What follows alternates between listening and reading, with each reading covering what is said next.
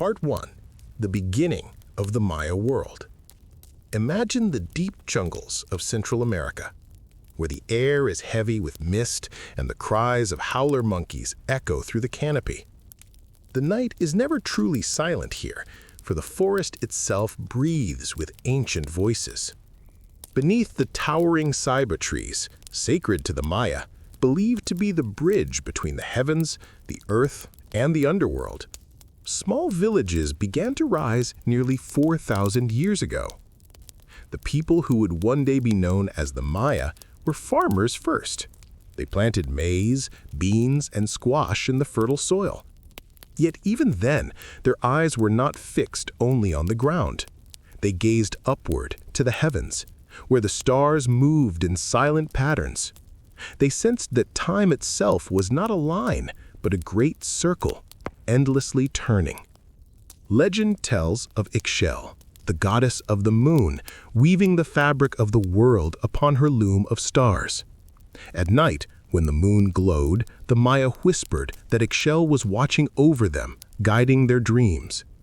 By day, they honored Kinich Ahau, the radiant sun god who gave them warmth, crops, and life. Around the fires, storytellers spoke of a time before time, when the world was not yet made of maize, but of fragile things, of mud, of wood, of wax. Those creations failed, crumbled, and were swept away. Only later did the gods shape men and women from maize dough, yellow and white, giving them strength, breath, and the heartbeat of humanity. The villages grew. Huts of thatched roofs and mud walls clung to the edges of rivers and lakes. Families gathered to grind maize on stone, to fish with nets, to hunt deer and turkey in the forest. But always, the people watched the sky. They carved symbols into stones, marks of their early writing, as if they were trying to speak with the stars themselves.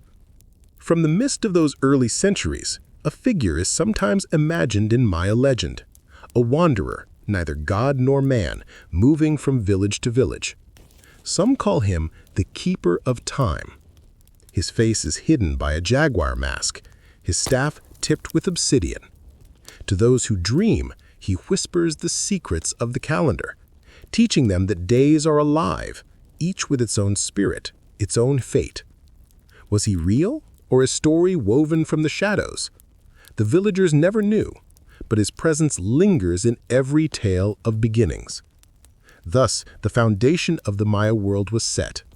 Maize for the body, stories for the heart, and the stars for the soul. The jungle wrapped them in its green embrace, and the first heartbeat of a civilization began to echo beneath the canopy. Part 2. The Rise of the Great Cities. As centuries passed, the small villages of the Maya began to change. The jungle, vast and endless, now echoed with the sound of stone being carved, temples rising, and plazas filling with voices. The people were no longer just farmers. They had become builders of worlds. Out of the mist rose Tikal, its pyramids piercing the canopy like mountains of human hands. Travelers say that when dawn broke over Tikal, the first rays of sunlight painted the limestone temples gold, as if the gods themselves were waking within the stones. Far to the west, in the valleys of Chiapas, there was Palenque, a city of mystery, wrapped in waterfalls and hidden by mist. Here rulers claimed descent from divine serpents. One such king, Tikal the Great, at his tomb sealed within the temple of the inscriptions, carved with stories that seemed less like history and more like prophecy. Even today, his stone sarcophagus tells of journeys beyond the world of the living.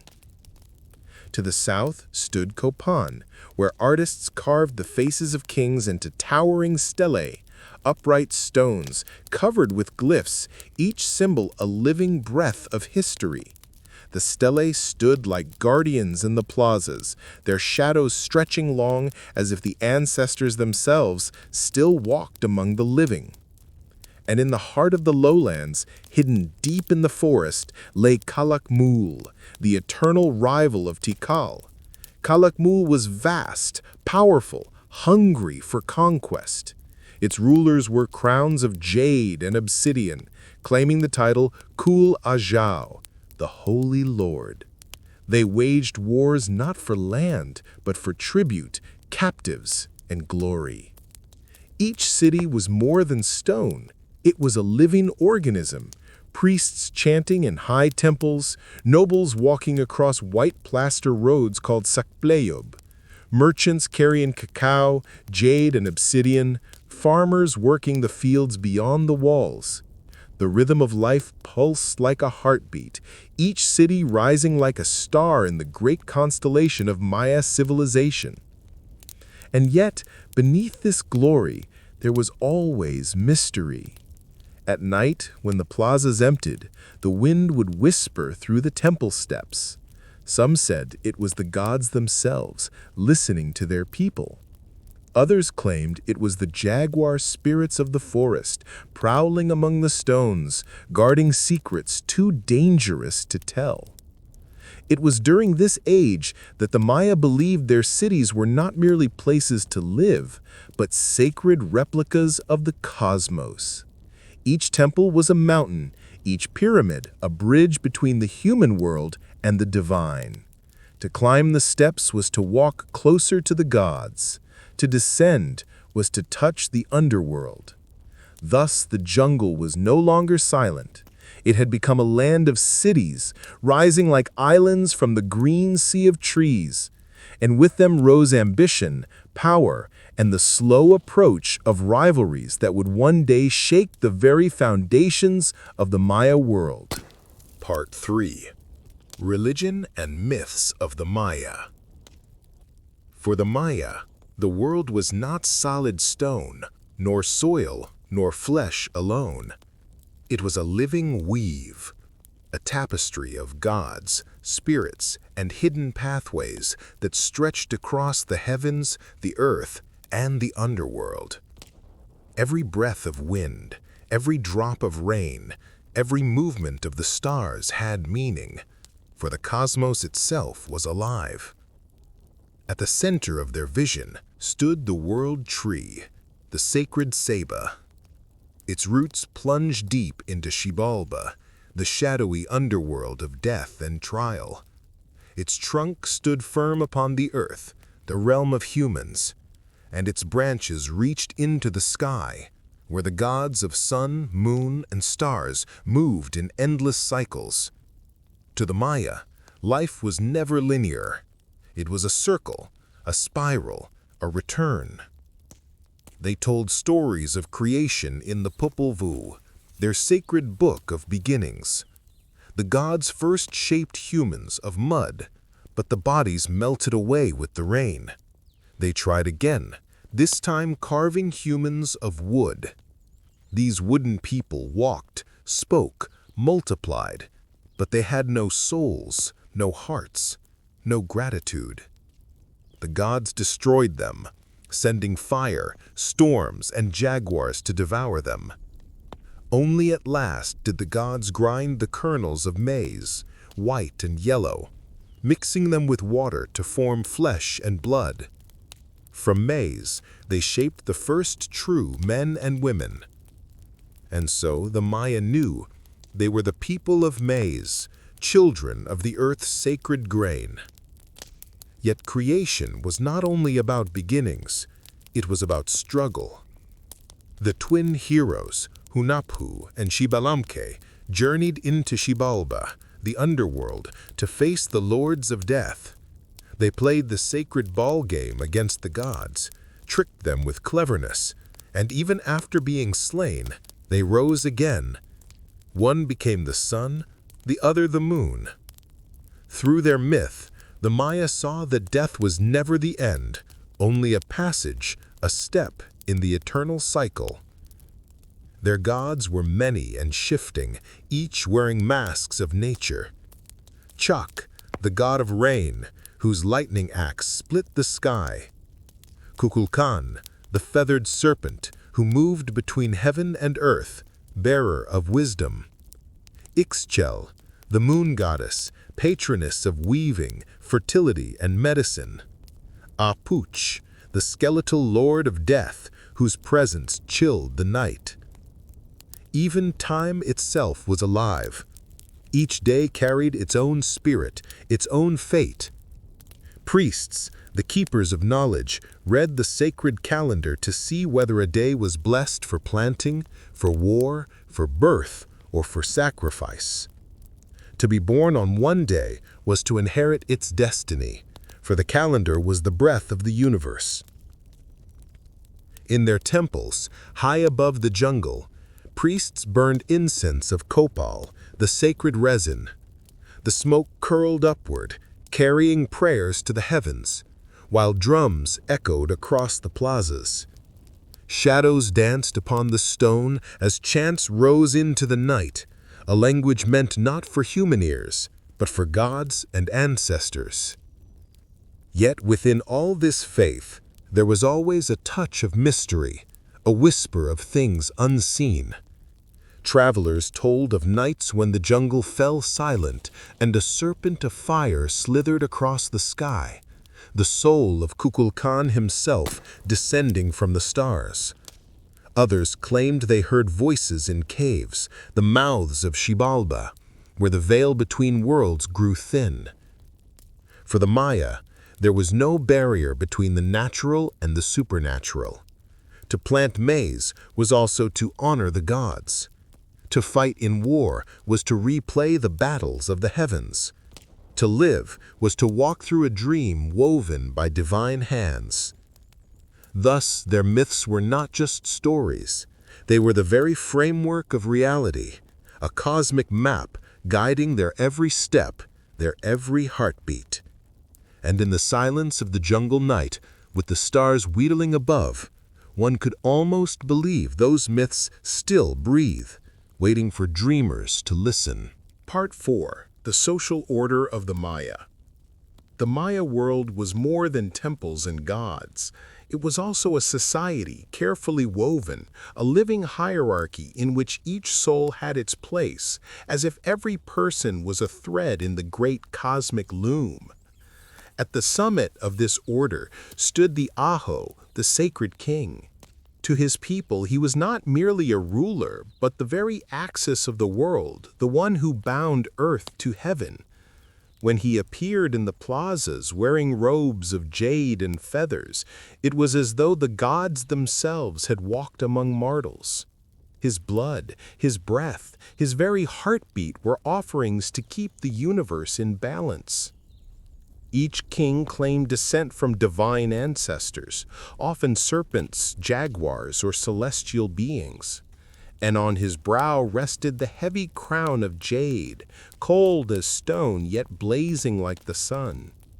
To disobey the king was to risk tearing the fabric of the world itself. Beside him stood the priests, the keepers of time and mystery.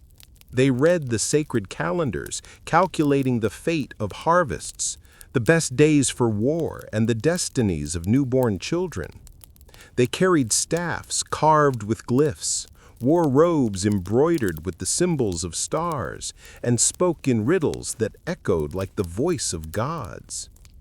At night they climbed the temples, gazing at the heavens, whispering the secrets of the constellations. Below them were the nobles, lords and warriors who commanded tribute, led armies, and lived in houses of stone. They held feasts of cacao, their fingers heavy with jade rings, their ears stretched with golden ornaments. Yet even their power was fragile, for every noble depended on the favor of the king and the will of the gods. And then the heartbeat of the civilization, the common people, farmers who bent their backs beneath the sun, coaxing maize from the soil, craftsmen shaping jade, obsidian, and shell into offerings of beauty, fishermen casting nets into rivers, hunters stalking deer in the forest. Their lives were humble, yet sacred.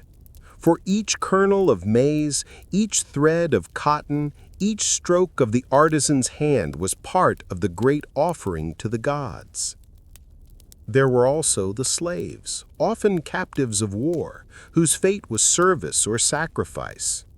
Though their voices were seldom heard, they too were woven into the cycle. For even in death, their blood was a gift to the divine. And among all these stood the warriors, faces painted red and black, bodies adorned with feathers and bones. They were the hunters of men. Their task was not only to defend the city, but to capture living prisoners for sacrifice. To return from battle with captives was to return with honor. To return empty-handed was shame. Life in Maya society was a balance of duty and destiny. No man, no woman stood alone.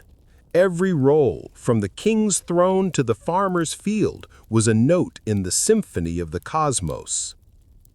Yet, in the quiet hours, when the moon rose over the temples and the drums fell silent, some may have wondered, did the gods truly watch? Did the blood truly matter? Or were they all actors upon a stage of stone, performing for an audience unseen? Such questions linger still, whispered like shadows across the plazas of ruined cities. But in their time, the Maya lived as if every action, every word, every drop of blood was part of a divine script, and none could step outside its pages. Part 5. Rituals and Sacrifice.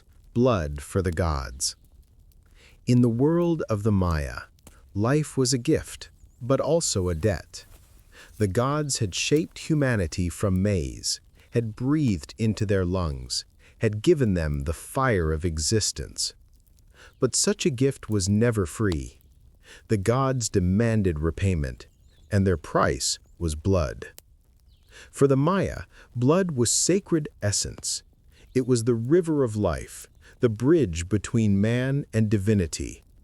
To spill one's own blood was to feed the hungry gods, to keep the cosmos alive, to ensure that the sun would rise, the rains would fall, and the maize would grow.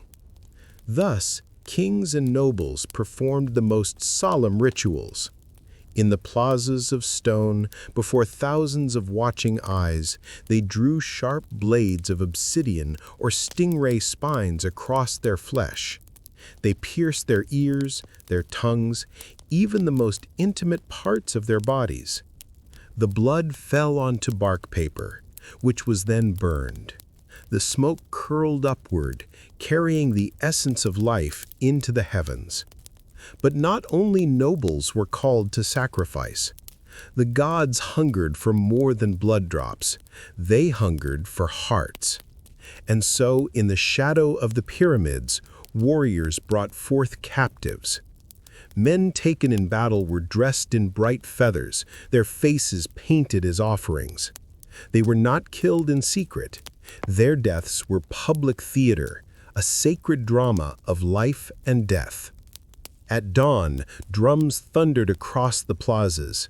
Priests, masked as gods, led the captives up the long stairways. High above, at the summit of the temple, the moment came.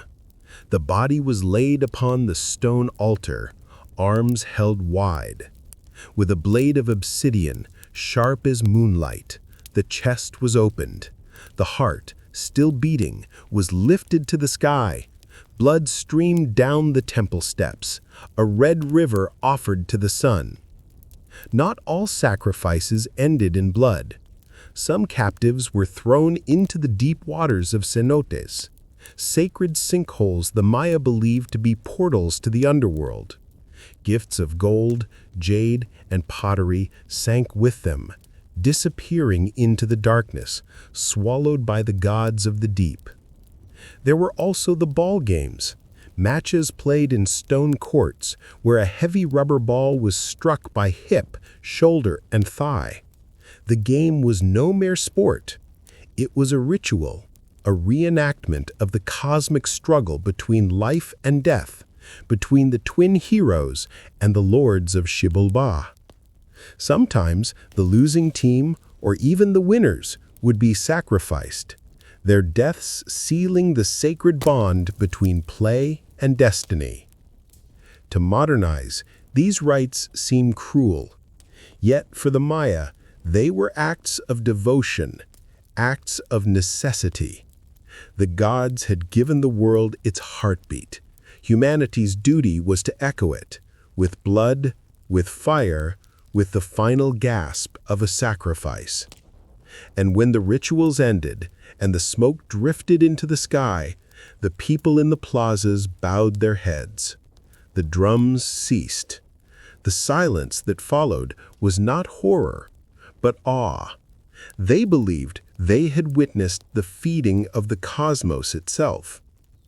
And in that silence, perhaps, one could almost hear the whisper of gods, satisfied, for a moment, by the blood of mortals. Part 6.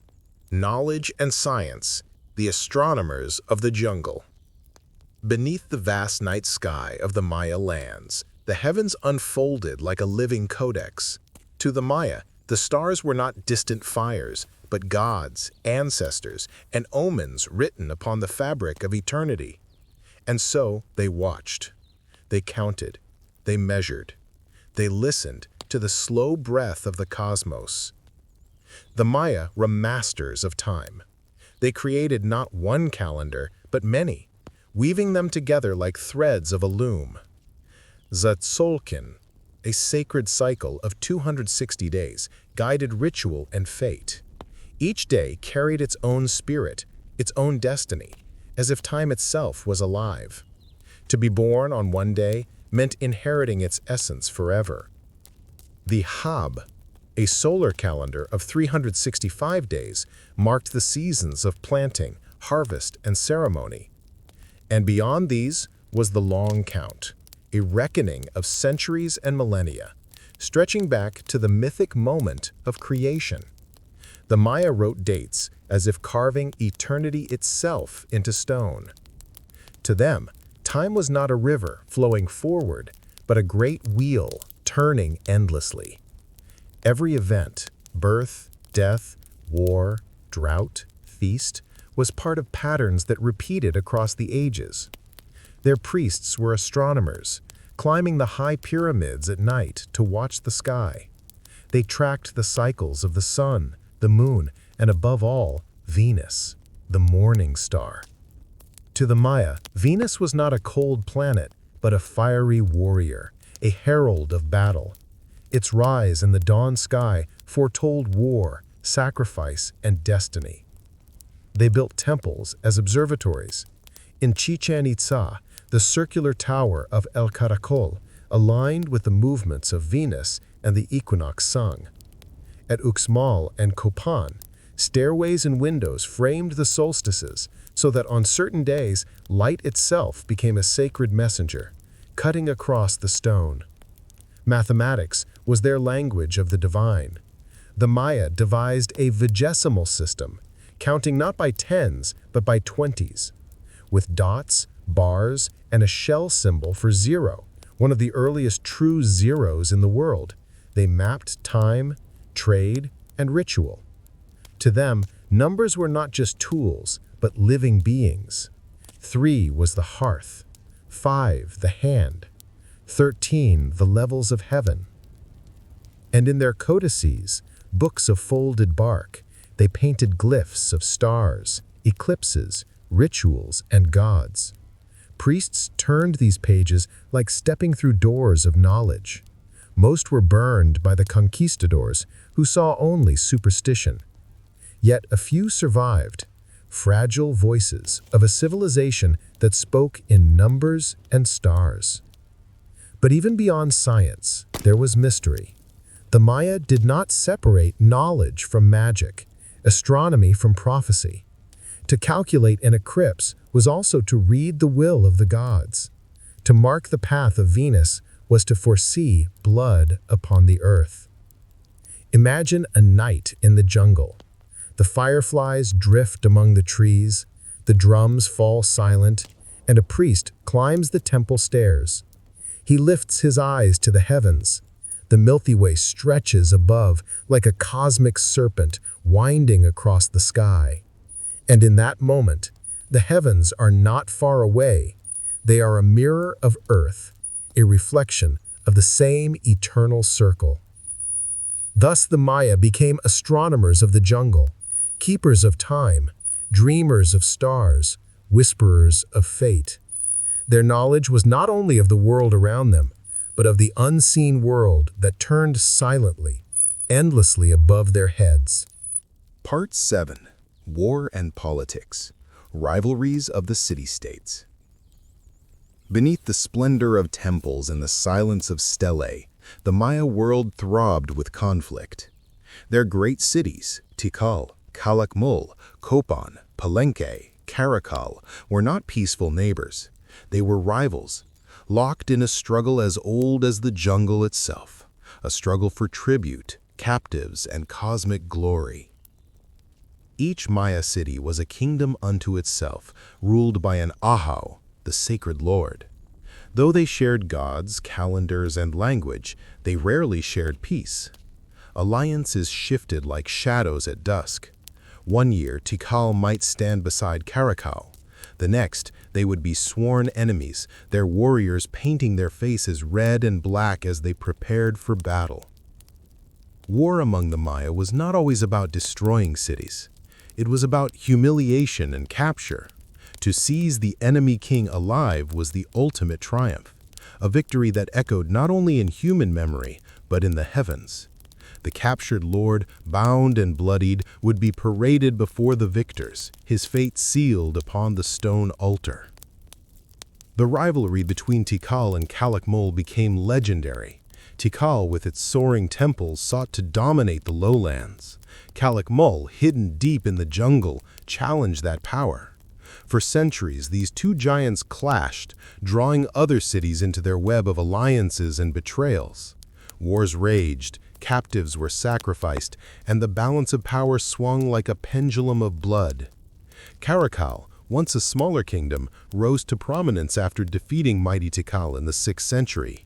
Its rulers celebrated with new monuments, their stelae carved with scenes of victory, their temples climbing higher as if the gods themselves had favored them. Palenque, too, shone under Pakal the Great, resisting invasions and inscribing its triumphs upon stone. Yet war was not waged only with spears and obsidian blades. It was fought with marriages, diplomacy, and ritual theater. A princess of one city might be married into another, sealing a fragile peace.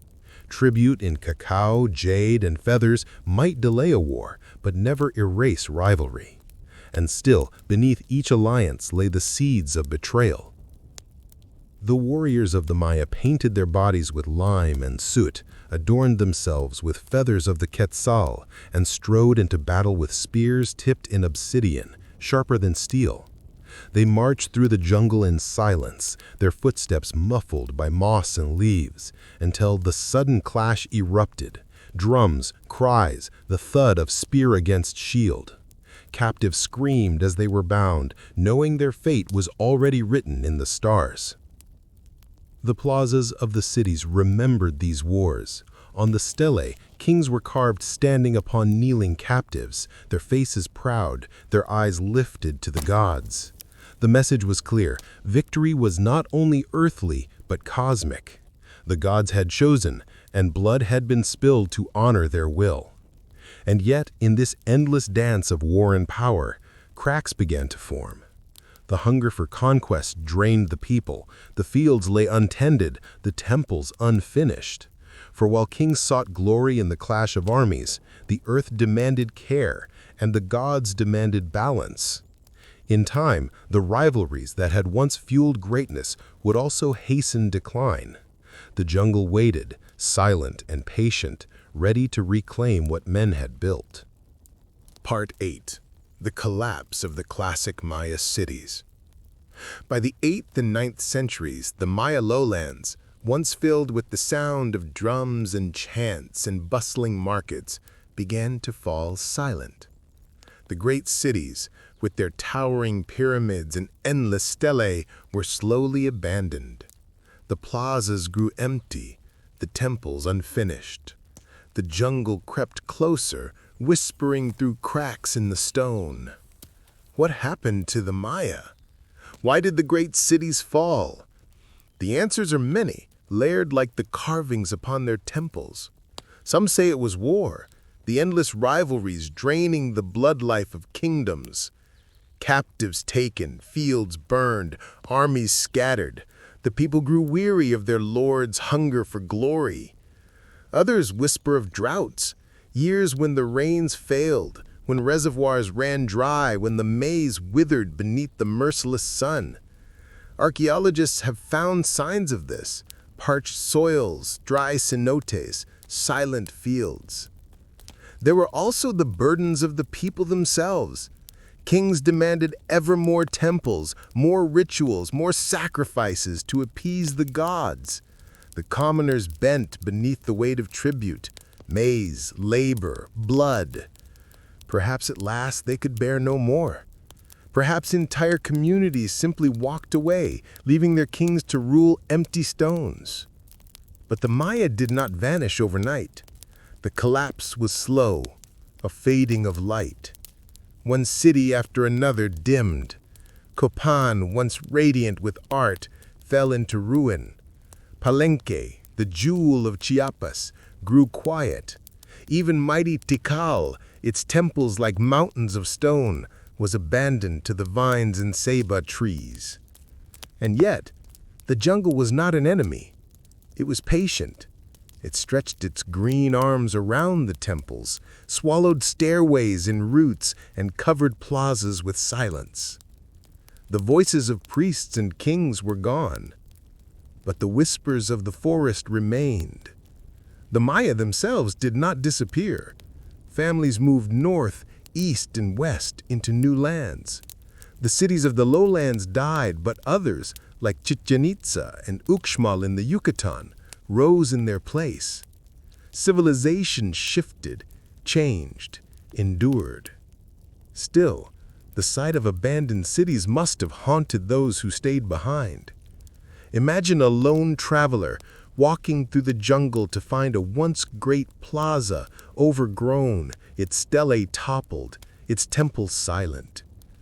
The voices of ancestors seemed to linger in the air, like shadows of smoke. He would wonder, had the gods turned away, or had humanity failed them? And perhaps in the silence of the ruins, the answer was never given. For the Maya collapse was not one cause, not one story, but many, woven together like threads, cut all at once.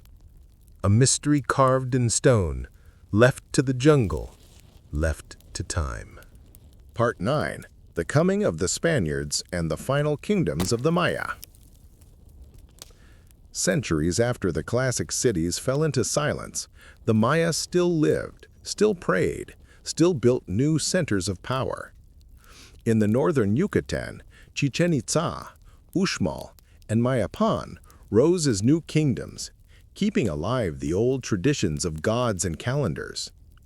But their power too waned, and by the time the 16th century dawned, the Maya world was fractured into many small states, proud but vulnerable. Into this land came strangers, crossing the sea on ships with white sails that looked like wings of monstrous birds. They carried steel swords, muskets, and horses, creatures unknown in the jungles of America. They carried with them also a far greater terror, disease, invisible and merciless, which swept through villages, striking down thousands before battles were even fought. The Spaniards came with the cross and the crown, declaring their God as the only God, their king as the only Lord. They demanded submission. Some Maya states resisted fiercely, their warriors painted for war, their kings calling upon the old gods for strength. Others sought alliances, believing perhaps they could survive by bending before the storm. But resistance brought fire. Cities were burned, idols smashed, codices, the sacred books, were thrown into flames. Centuries of knowledge, painted on bark with glyphs of gods, stars, and prophecy, turned to ash in moments. Yet the Maya did not surrender easily.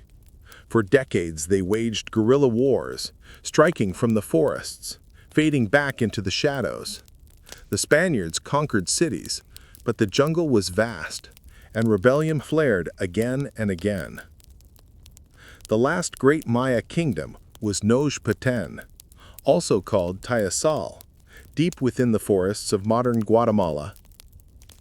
There, on an island in Lake Petén Itzá, the Itzá Maya held out.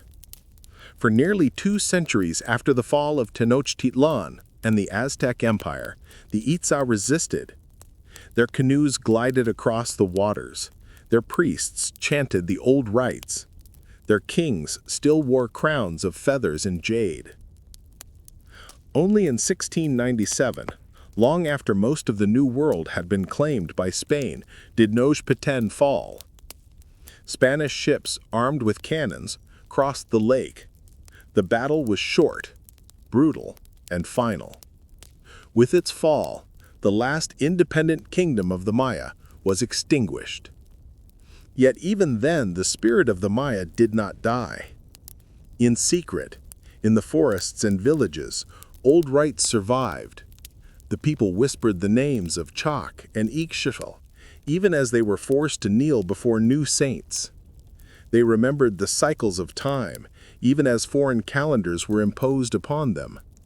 And when the drums could no longer sound in the plazas, they sounded instead in the heart. The conquest was not an end, but a wound, one that still echoes across centuries. For though the Spaniards brought steel and fire, the Maya endured. Part X. The legacy of the Maya in the modern world. Though the temples fell silent, though the Spaniards wrote of conquest and victory, the Maya did not disappear.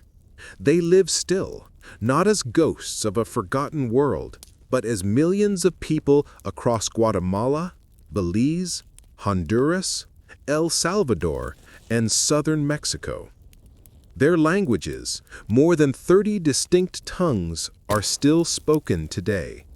In the markets of Guatemala, you can hear Quiche, Cachiquel, Quichí, and Yucatec Maya flowing like rivers of sound, echoing voices that first spoke thousands of years ago.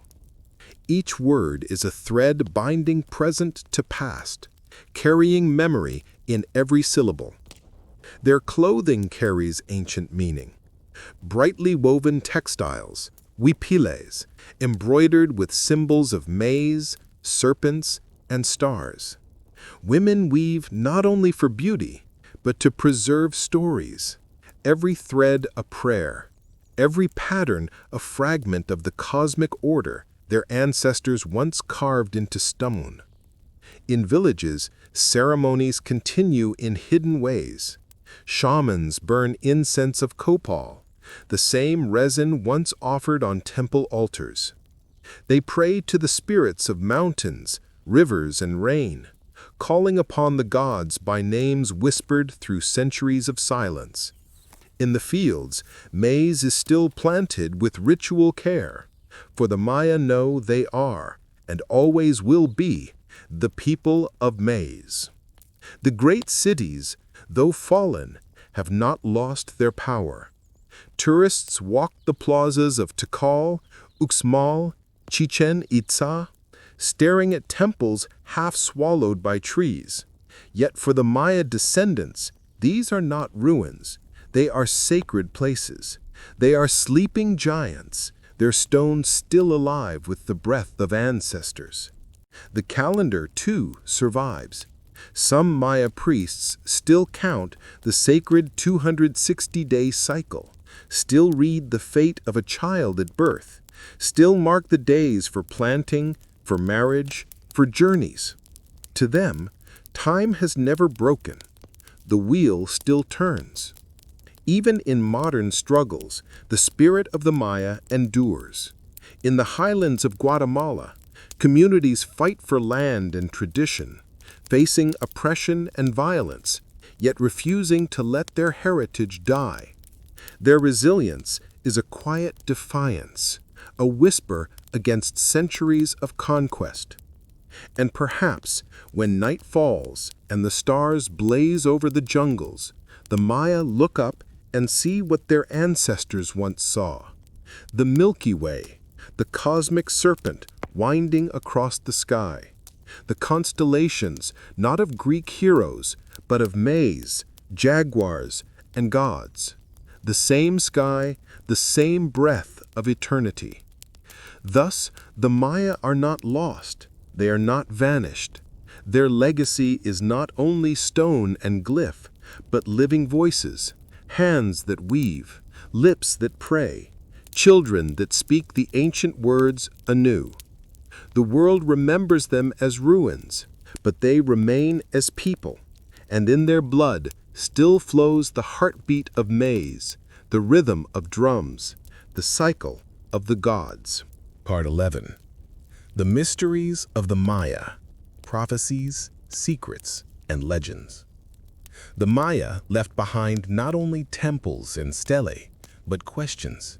Questions that echo through the jungle like distant drums. Questions that no conqueror could silence. Their cities rise like riddles from the green earth. Why did so many of them fall silent?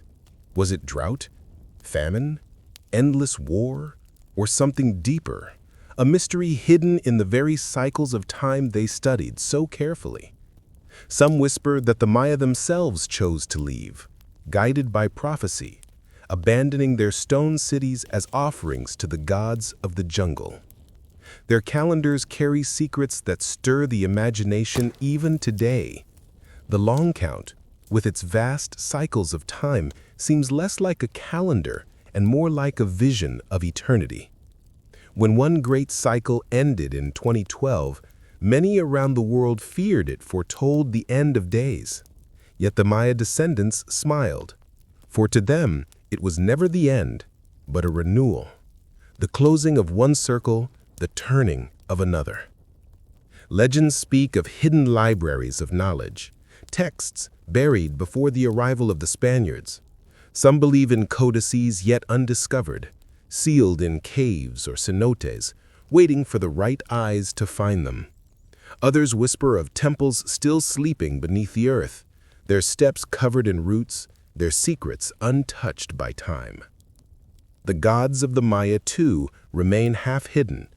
Kukulkan, the feathered serpent, appears in myths across Mesoamerica, his image carved upon Chichen Itza, descending the pyramid in shadow and light on the equinox. Who was he? A god? A teacher? Or a memory of something older, something not of this earth? And then there are the voices of Xibalba, the underworld. In caves across Guatemala and Belize, archaeologists have found offerings, pots, bones, and carvings left in the dark. To step into these caves is to feel the breath of the unseen. Was it ritual? Was it communication with the lords of death?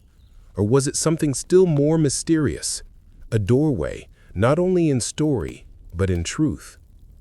Some Maya shamans speak of visions where the ancestors still walk among them, guiding them through dreams.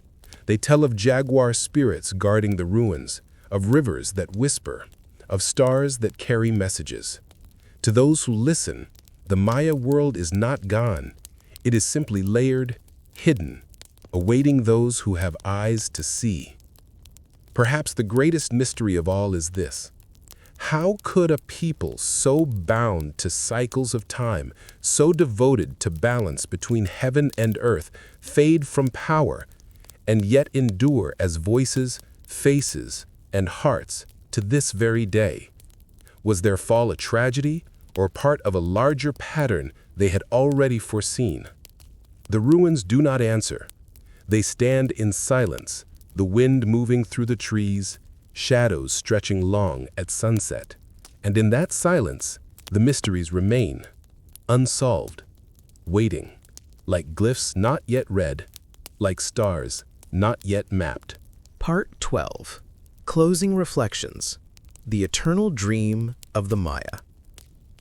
The story of the Maya is not just carved into stone or written in books. It lingers in the jungle air, in the mist that drifts across ancient temples, in the stars that wheel above as they did thousands of years ago. Their civilization rose, flourished, and fell, yet its essence remains like an ember glowing in the dark. When you walk among the ruins of Tikal or Palenque, you do not feel emptiness. You feel presence. The tall pyramids stand like mountains touched by human hands, their steps leading not only upward, but inward, into memory, into mystery. The plazas, though silent, seem to echo with voices, the cries of merchants, the songs of priests, the footsteps of kings long gone. The jungle itself has become their guardian, covering the stones with roots, yet never erasing them. The Maya remind us that time is not a straight line, it is a circle, a wheel turning endlessly. Civilizations rise, they fall, and yet they live on, in the people who inherit their blood, their language, their dreams. Even now, in the villages of Guatemala and the Yucatan, the Maya count the sacred days. They weave, they pray, they plant maize with the same reverence as their ancestors. They are not shadows of the past, they are the living continuation of a story without end. Perhaps this is the greatest truth of the Maya, that nothing is ever truly lost. Cities may crumble, empires may vanish, but spirit endures. In every kernel of maize, in every star overhead, in every whispered prayer, the Maya world still breathes. So as you close your eyes and drift toward sleep, imagine the jungle at night. The air is warm, heavy with the scent of earth and leaves. The ruins rise like silent giants among the trees. Above, the Milky Way stretches across the sky, a river of light, the cosmic serpent winding eternally. And in that moment, you are not in the present. You are walking among the Maya. You hear the drums. You see the smoke of incense rise. You feel the weight of eternity pressing gently around you. The story is not finished. It never was. It continues in silence, in memory, in dream. And now, it continues in you.